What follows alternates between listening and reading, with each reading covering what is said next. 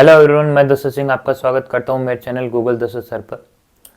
Students, हमने पहले दिन जो वीडियो बनाया था 100 रूल्स के ऊपर, उसके अंदर कुछ रूल्स किए थे और हमारा एक प्रोग्राम ये सेट था कि हमें 100 रूल्स के बारे में पढ़ना है जो लगभग सारे कॉम्पिटिटिव एग्जाम में इंग्लिश ग्रामर से रिलेटेड जो भी क्वेश्चन पूछे जाते हैं उसके बारे में हम 100 रूल्स करेंगे।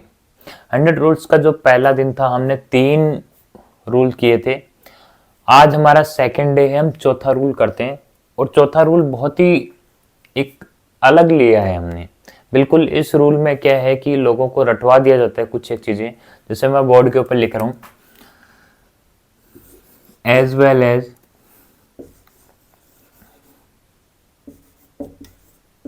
इन एडिशन टू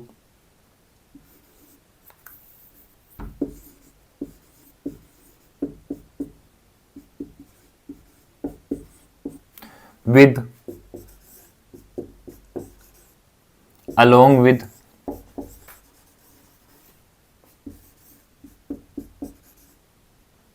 together with। और ऐसे बहुत से ऐसे वर्ड हैं जिनको लिखवा दिया जाता है बोर्ड पे और बच्चे रटना शुरू कर देते हैं।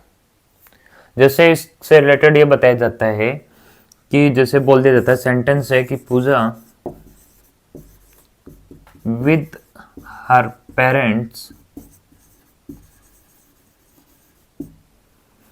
is या are going to जयपुर। और ये बता दिया जाता है कि पूजा और ये पेरेंट्स दो सब्जेक्ट हैं, ठीक है। इन दो सब्जेक्ट के बीच में क्या आ रहा है, विद आ रहा है। ये बताया जाता है कि ये जो शब्द हैं इससे एक पहले सब्जेक्ट उसके बाद वाला सब्जेक्ट आता है और वर्ब जो आते हैं वो पहले वाले सब्जेक्ट के अकॉर्डिंग आते हैं और हम लगाएंगे इज। ओके, ये तो रूल बताया जाता है, लेकिन ये रूल नहीं है, ये एक रटने का एक तरीका बताया गया है। हम इसको कॉन्सेप्चुअल सीखेंगे। कॉन्सेप्चुअल ये है कि इस सेंटेंस को अगर मैं थोड़ा सा चेंज करता हूं और सेंटेंस को लिखता हूं, पूजा इज या are going to Jaipur with her parents। Sentence ये भी सही है, सेंटेंस ये भी सही है और इसमें आप सीधा इज लगा दोगे, इसमें आपको कोई डाउट नहीं रहेगा कि आर लगाए या इज लगाए। सेंटेंस में यही दिक्कत आ रही है कि ये विद हर पेरेंट्स है, उसको लास्ट से उठा के यहाँ पे बीच में रख दिया गया है और आपके यहाँ पे प्रॉब्लम बनना शुरू हो गई है। एक्चुअली विद जो है वो प्रेपोजिशन है।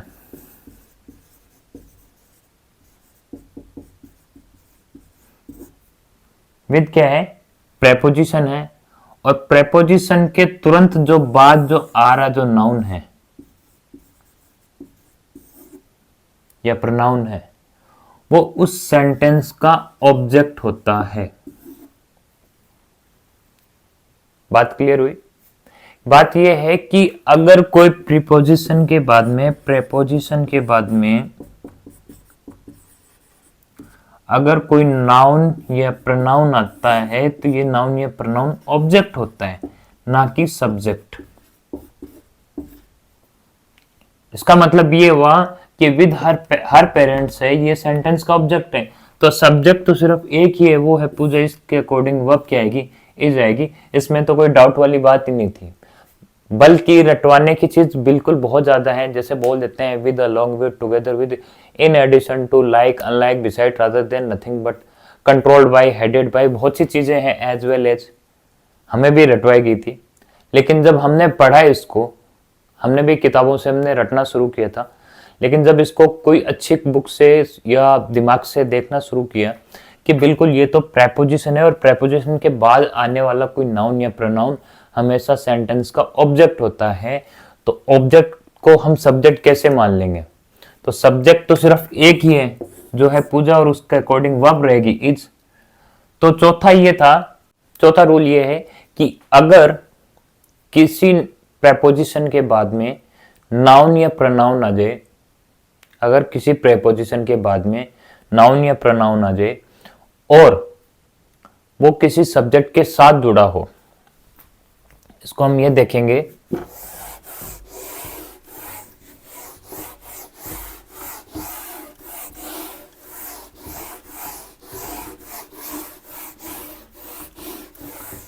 देखो इसमें ये हुआ कि जैसे मैंने लिखा MS धोनी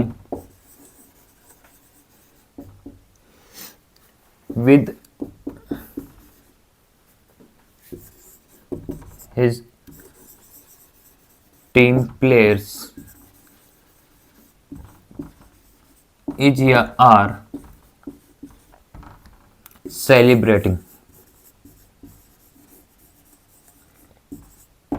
देखिए सेंटेंस हमारे सामने ये है कि MS Dhoni with his team players is या आर सेलिब्रेटिंग। आंसर होगा इज। क्या है कि कोई प्रेपोजिशन है, प्रेपोजिशन के बाद में कोई नाउन या प्रोनाउन आता है, वो सेंटेंस का ऑब्जेक्ट होता है, ना कि। तो हमारा रूल ये रहेगा कि प्रेपोजिशन के बाद में जो नाउन या प्रोनाउन होगा उसको हम क्या बोलेंगे, वो सेंटेंस का क्या होगा, ऑब्जेक्ट होगा। और ऑब्जेक्ट के अकॉर्डिंग कभी वर्ब नहीं आती है, वर्ब कभी भी नहीं आएगी, वर्ब हमेशा सब्जेक्ट के बीच में आएगी। तो इसलिए यहाँ पे ये बिल्कुल डरना नहीं है कि 2 सब्जेक्ट है, 3 सब्जेक्ट है, सब्जेक्ट सिर्फ उसमें एक ही होता है, बशर्ते कोई दूसरा एंड्स के साथ जोड़ दिया, वो बात एक अलग है। लेकिन नॉर्मली ये जो सेंटेंस बनता है इस पैटर्न में बनता है, इसमें सिर्फ ये एक ही सब्जेक्ट रहेगा, ना कि 2 सब्जेक्ट है। ये सब्जेक्ट एक ही है, ये सब्जेक्ट नहीं है, इसको हम ऑब्जेक्ट मानेंगे। इसलिए हमें बिल्कुल भी डाइवर्ट नहीं होना है, चाहे विद दो, भले अलोंग विद दो, टुगेदर विद दो, कुछ भी दो, वो सेंटेंस का क्या है, ऑब्जेक्ट रहेगा, सब्जेक्ट नहीं होगा। ठीक है, अब हम अगला रूल करते हैं। तो अगला रूल है 5वां रूल है, और 5वां रूल है वो है आइदर और neither nor not only but also. लगभग हर एग्जाम में इसका क्वेश्चन पूछा जाता है, बिल्कुल। अब देखते हैं, देखो आइदर और neither no not only but also में पहली चीज तो हम ये देखेंगे कि वर्ब का क्या रूल है। वर्ब का ये खेल है कि वर्ब हमेशा अपने नियरेस्ट सब्जेक्ट के अकॉर्डिंग आएगी। किसके अकॉर्डिंग आएगी, नियरेस्ट सब्जेक्ट के अकॉर्डिंग, पहली बात। दूसरी बात यह है कि आइदर के साथ में जो पार्ट ऑफ स्पीच आएगा वही और के साथ आएगा, जो नाइदर के साथ आएगा वही नॉर के साथ आएगा, जो नॉट ओनली के साथ है वही बट ऑल्सो के साथ में आएगा। दूसरी चीज ये है कि आइदर के साथ में जो पार्ट ऑफ स्पीच आएगा वही और के साथ आएगा, नाइदर के साथ आएगा वही नॉर के साथ, नॉट ओनली के साथ वही बट ऑल्सो के साथ। फॉर एग्जाम्पल मैं बोलता हूं, आइदर आई और यू इज या आर एडमंट।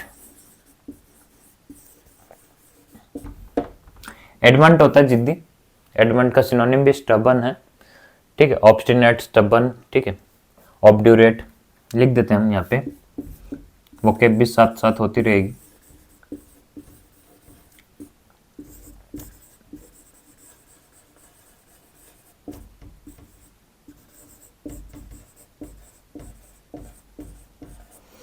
एडमंट, ऑब्ड्यूरेट, ऑब्स्टिनेट, स्टबन, ये क्या होते हैं, जिद्दी होते हैं, ठीक है। अब हमारे रूल पे आते हैं कि आइदर के और में क्या है कि देखो आइदर के बाद में मैंने क्या लगाया, प्रोनाउन लगाया, तो और के बाद में भी क्या आएगा, प्रोनाउन आगे। आइदर के बाद में कोई नाउन या प्रोनाउन है वो भी और के बाद में। अगर आइदर के बाद में अगर मैं एडजेक्टिव लगाता तो और के बाद में भी एडजेक्टिव आता, पहली चीज। दूसरी बात ये है कि वर्ब हमेशा नियरेस्ट सब्जेक्ट के अकॉर्डिंग। देखो यहाँ पे आई वर्ब, सब्जेक्ट आपके पास में 2 है, एक तो आई है, दूसरा है यू। एक तो आई है, एक है यू, लेकिन इस वर्ब के सबसे नियरेस्ट सब्जेक्ट कौन है, यू है, तो यू जी आर आएगी। अब क्या रहता है, अगर मैं इन सब्जेक्ट को चेंज करता हूं तो इस जैसे ही मैं चेंज करता हूं तो मैं लिख देता हूं आइदर यू और आई, एम या आर एडमेंट। तो देखो यहां पे क्या है, आइदर के बाद में सब्जेक्ट है, यहाँ पे और के बाद में सब्जेक्ट है, और ये वर्ब है। तो वर्ब के नियरेस्ट सब्जेक्ट क्या है, आए है, तो वर्ब क्या आएगी, एम आएगी, ना कि आर आएगी। ये हमारा रूल कहता है कि आइदर के बाद में जो पार्ट ऑफ स्पीच आएगा वही और के बाद में आएगा। दूसरी बात यह है कि जो वर्ब जो आएगी वो अपने नियरेस्ट सब्जेक्ट के अकॉर्डिंग आएगी, दूसरे सब्जेक्ट के अकॉर्डिंग नहीं आएगी। यही आइदर और का रूल है, यही नाइदर नॉर का, यही नॉट ओनली बट ऑल्सो का रूल है। तीनों इसी रूल में ही बिल्कुल मिक्स है जी। बिल्कुल अगला जो रूल है वो नॉट से बना हुआ है, बिल्कुल एंड नॉट से बना हुआ है कि नॉट के बाद में जो सब्जेक्ट आता है, यानी कोई नाउन या प्रोनाउन आता है, कोई नाउन या प्रोनाउन आएगा, उसको सब्जेक्ट का रूप नहीं देंगे, अर्थात वर्ब उसके अकॉर्डिंग नहीं आएगी, वर्ब उसके अकॉर्डिंग नहीं आएगी। और इस नोट के रिगार्डिंग क्या है, दो रूल बनते हैं। दो रूल ये बनते हैं, पहला ये बनता है कि note plus subject plus but plus subject, फिर उसके बाद जो वर्ब आएगी वो इस सब्जेक्ट के अकॉर्डिंग आएगी। किसके अकॉर्डिंग आएगी, वर्ब आएगी वो इस वाले सब्जेक्ट के अकॉर्डिंग, ना कि इसके अकॉर्डिंग आएगी। पहला ये था। दूसरा ये था सब्जेक्ट आए प्लस एंड आए,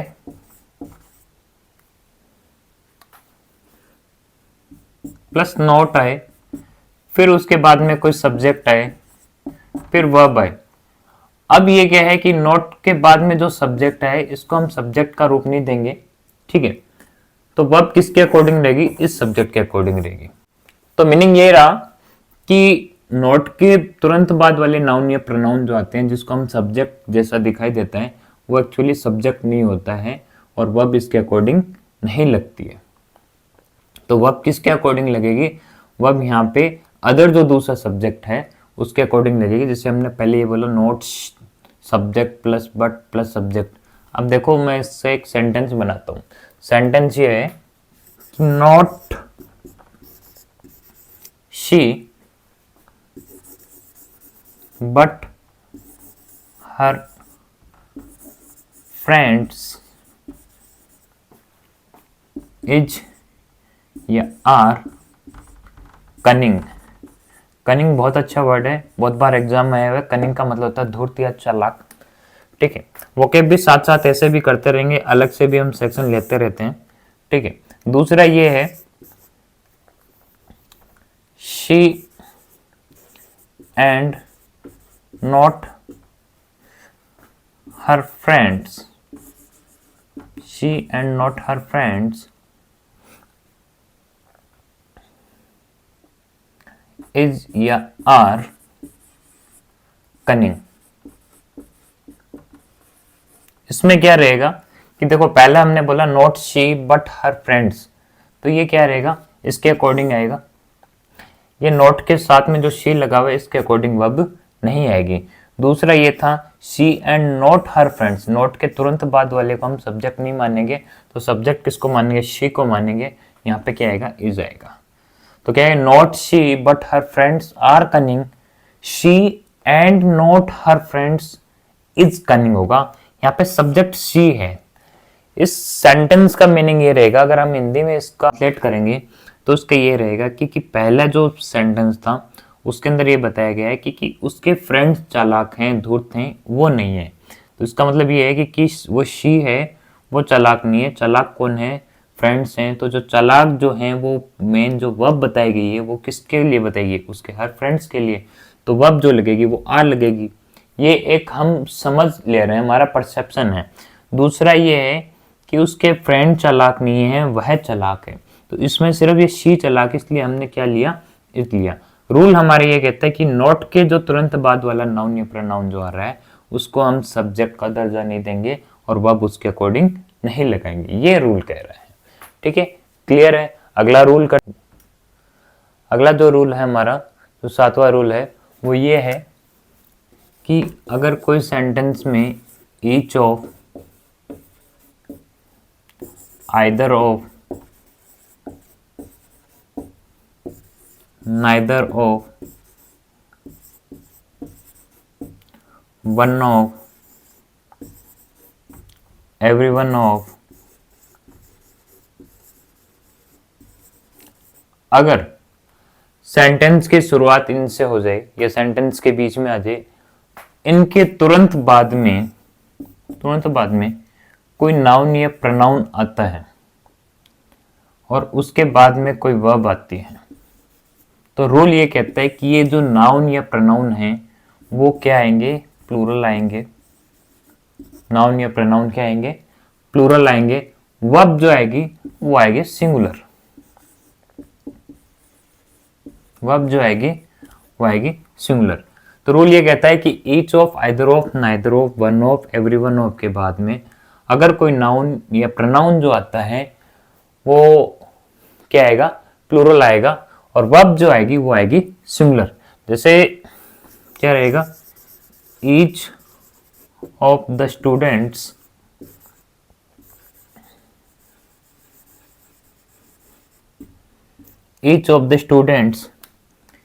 is या are participating।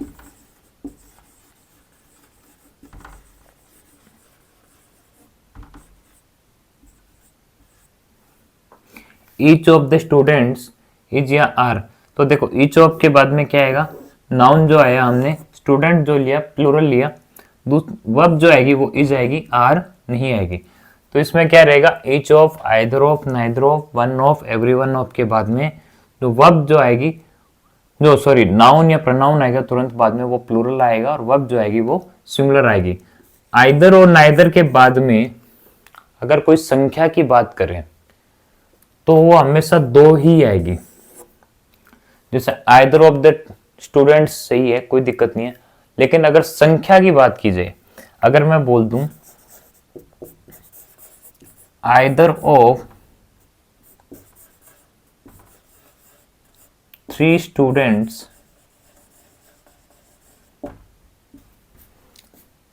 Is participating,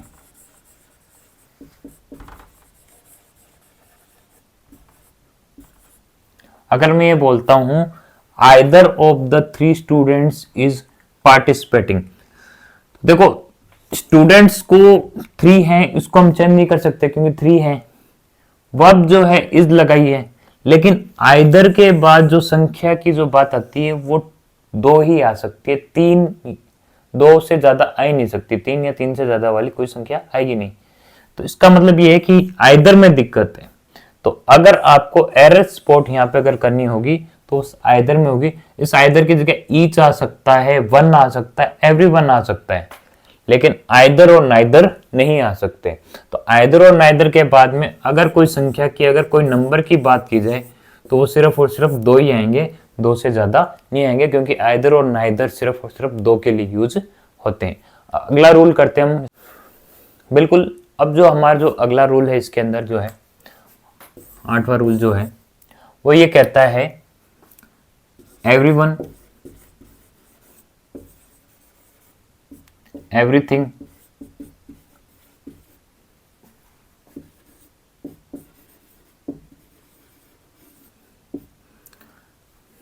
everyone, everything, anyone,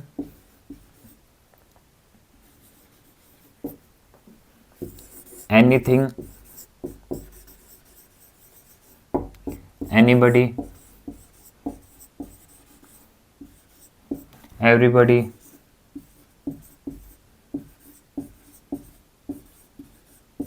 someone,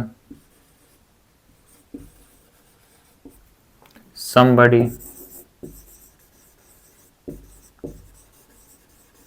something, no one, nobody, nothing, everyone, everything and everybody, anyone, anything, anybody, someone, somebody, something, no one, nobody, nothing. No one और none में फर्क है। इस rule में हम none की बात नहीं करेंगे, नन के लिए भी एक अलग रूल हमने बनाया हुआ है। लेकिन ये अगर सब्जेक्ट हो, अगर ये सारे सब्जेक्ट हो, तो इनके तुरंत बाद में जो वर्ब आएगी वो हमेशा सिंगुलर आएगी। वर्ब हमेशा क्या आएगी? सिंगुलर आएगी। जैसे for example, everyone in this hall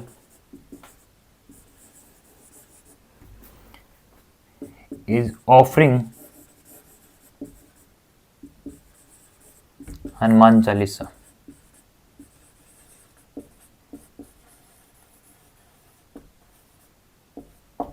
देखो, everyone in this hall is offering Hanuman Chalisa.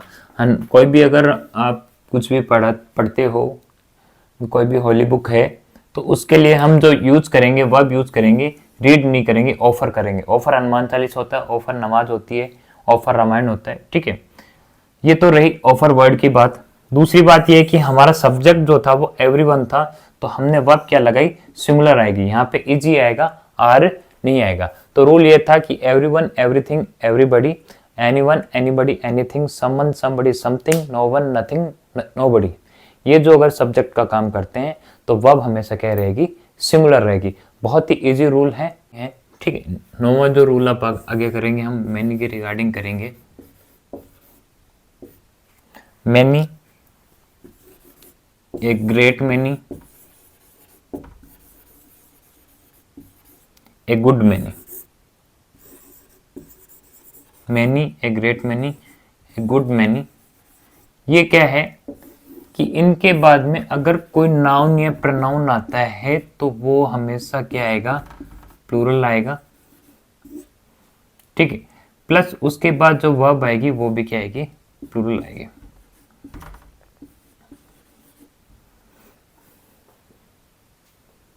ठीक है, जैसे मैं एक सेंटेंस लिखता हूं, many buses,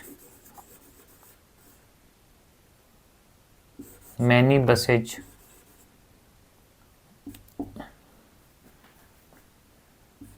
in the stand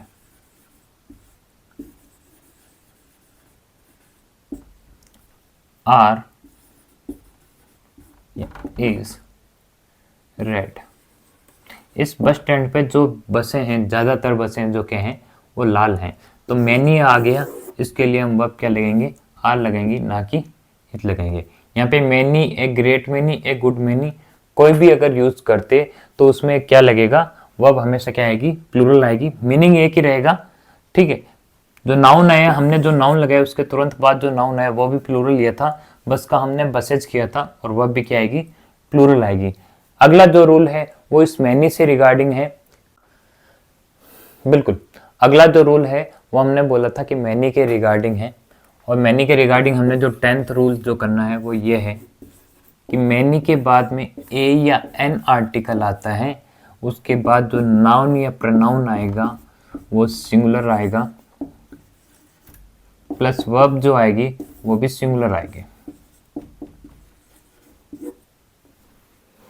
ठीक है, जैसे मैं कहता हूं, हमने पहले वाले सेंटेंस में ये लिखा था मैनी बसेज, है ना? तो मैं अगर यहां पे ये लिखता हूं मैनी ए बस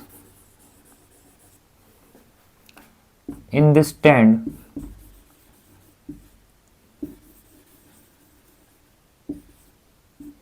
इज या आर रेड, तो क्या आएगा? इज आएगा, क्योंकि मैनी के बाद में ए लग गए। मैनी के बाद में ए लग गया, मैनी के बाद में ए या एन आर्टिकल लगता है, तो उसके बाद में जो नाउन या प्रोनाउन आएगा वो सिंगुलर आएगा, और वर्ब भी क्या आएगी? सिंगुलर रहेगी। अगर यहाँ पे ए नहीं आता तो बसेज आ जाता, और यहाँ पे क्या आ जाता? आर आ जाता। हम देखो पहले वाले रूल को वापस रिपीट करते हैं, इसमें हमें बिल्कुल डाउट में नहीं आना है। Many buses in this stand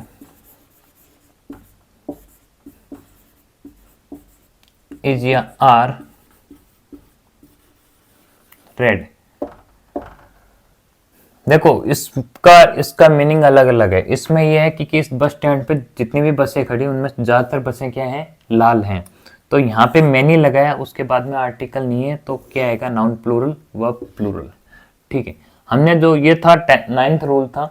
10th जो रूल ये बोलता है कि मैनी के बाद में आर्टिकल ए या एन लगता है। मैनी के बाद में हमने आर्टिकल लगा दे ए, तो उसके बाद में जो नाउन या प्रोनाउन आएगा वो आएगा सिंगुलर, और वर्ब भी क्या आएगी, सिंगुलर आएगी। इसका मीनिंग ये है कि इस बस स्टैंड पे जितनी भी बसें खड़ी हैं उनमें एक बस जो है वो लाल है। इसका ये है कि ज़्यादातर बसें लाल हैं, इसका ये है एक ही बस लाल है। ठीक है, तो ये रूल ये बोलता है कि मैनी के बाद में अगर कोई ए या एन आता है, इसीलिए सिर्फ ये एक बस के लिए बोल रहा है। अगर एक के लिए बोला जाएगा तो वह क्या आएगी, सिंगुलर आएगी। तो हम इसको मैनी को अगर भूलते हैं तो ए बस इन द स्टैंड इज क्या हो जाएगा, रेड आ जाएगा। यहाँ पे मैनी का कोई रोल नहीं रहेगा।